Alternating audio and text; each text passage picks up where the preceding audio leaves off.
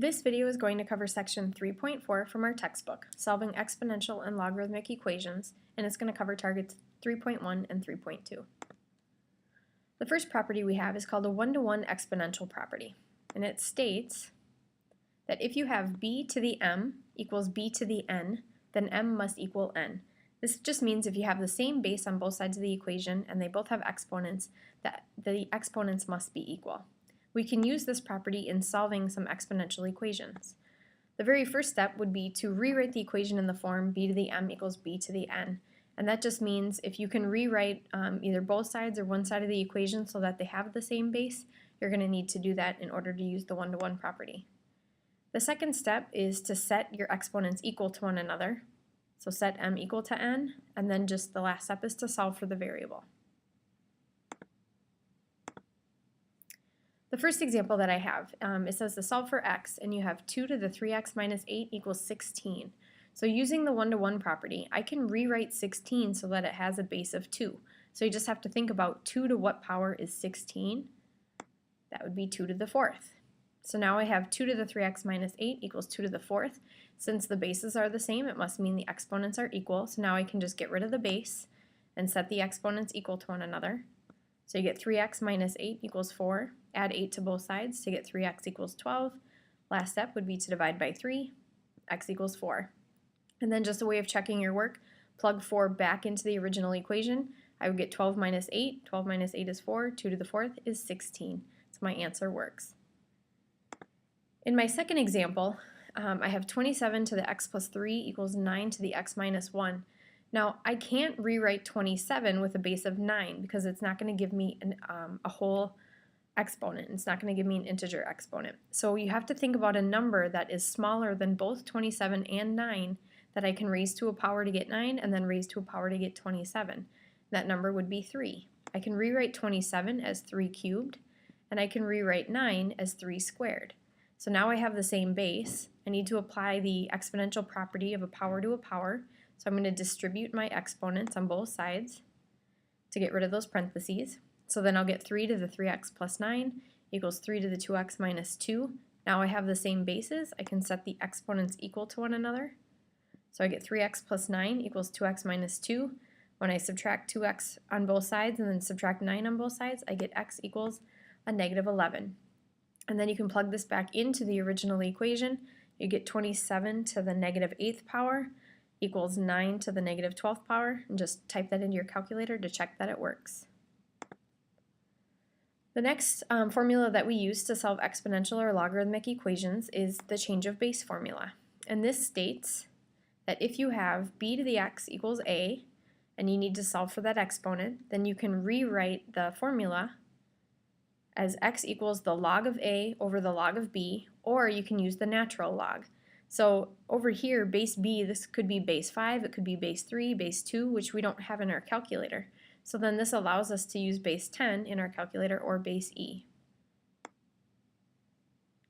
So the very first step would be to make sure you isolate the exponential expression on one side. So if there's any addition or subtraction, division that you need to do, you always want to get the base and the exponent by itself. The second step would be to use the change of base formula to solve for x, and then you can use your calculator for.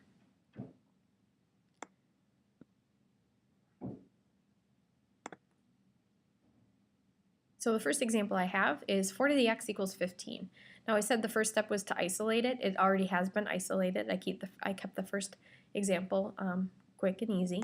So we're going to rewrite this using change of base formula. Now you can use one or the other. So this is going to say that x equals the log of 15 divided by the log of 4. You'll notice that 4 is the base, so it always has to be on the bottom of the fraction. So base bottom, kind of think of it that way. Log of 15 divided by log of 4, or natural log of 15 divided by natural log of 4, and then you should get about 1.95. The next example I have, we are going to try and isolate the exponential expression. So you'll have 3 times 8 to the 2x minus 1. I cannot multiply 3 and 8 together because of order of operations. 8 is being raised to this power, so I need to get that by itself. So the first thing I'm going to do is divide both sides by 3.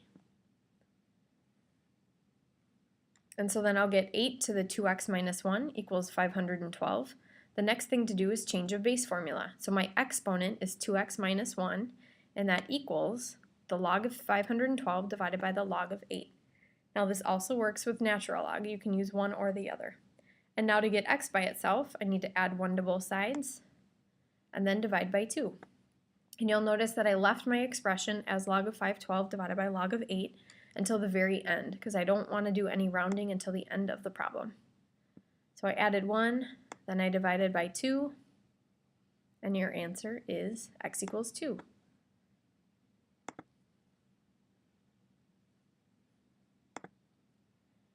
The next part for solving exponential or logarithmic equations is to use the natural log. Anytime you have base e is when you're going to want to use the natural log, since they are inverses. So the very first step would be to isolate the exponential expression on one side. That's what we're going to do in any equation. And then the second step would be to apply the natural log to both sides. And then the third step is to solve for x, or solve for your variable.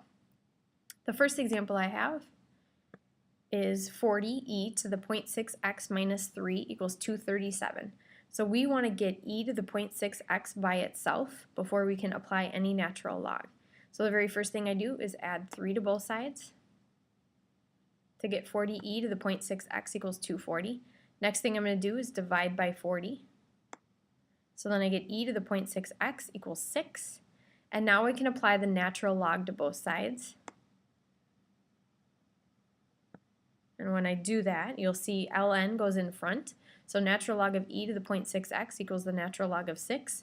On the left side, ln and e are inverses, so they're going to cancel each other out. So then I'm left with 0.6x equals the natural log of 6. Then divide both sides by 0.6, and you'll get x is approximately 2.986. I think that's the only example I have for that one. Transforming to exponential form. So in the first few sections of the chapter, we were going back and forth from exponential to logarithmic form and logarithmic form to exponential form. That can be really beneficial in solving equations. So the very first thing you want to do is isolate the logarithmic expression. You want to get it by itself. Then you want to transform the expression to exponential form, and then you want to solve for x. So you'll notice that the steps are pretty much the same for all of these. You always want to isolate the expression and then solve for x. The first example I have, sorry about that. The fourth step is to check for extraneous solutions. In logarithmic equations, your m, which I'll show you in a minute, always has to be positive. So in our first example, we have log base 4 of x plus 3. X plus 3 has to be a positive number. It is not possible to raise 4 to a power to get a negative value, so whatever you get in here has to be positive. So when you solve for x, this is where you definitely want to check that your solution works. So I can transform this into exponential form. So this is going to be 4, and then a base of 4 with an exponent of 2. So 4 squared is going to equal x plus 3. So that means 16 equals x plus 3. And so that means x must be 13. The second example I have is a little bit lengthier. We're going to use another property of logarithms. When you're adding two logarithms, you can combine it into one by multiplying x and x minus 7. So I can combine this to be log base 2 of x squared minus 7x. So I just combine it into one log because you can't transform it to exponential form unless it's only in one logarithm. Now the base is 2, the exponent is 3, so 2 cubed equals x squared minus 7x. And then that's 8 equals x squared minus 7x. Now how would I solve for x? I want to get everything to one side, and then we are going to use diamond or box method, however you guys factor. So 0 equals, I subtracted 8 from both sides to get x squared minus 7x minus 8. When I factor, I get 0 equals x minus 8 times x plus 1.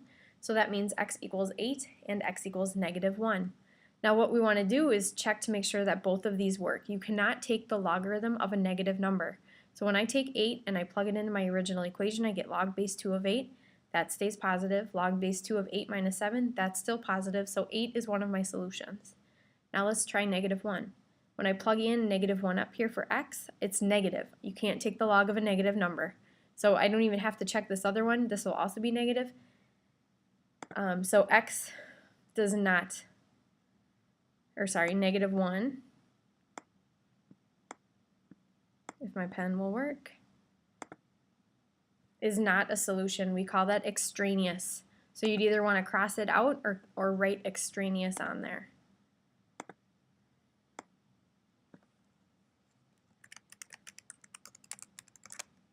So 8 is the only solution that works. I am going to stop recording right here, and then I'm going to create a second video for the rest of your notes.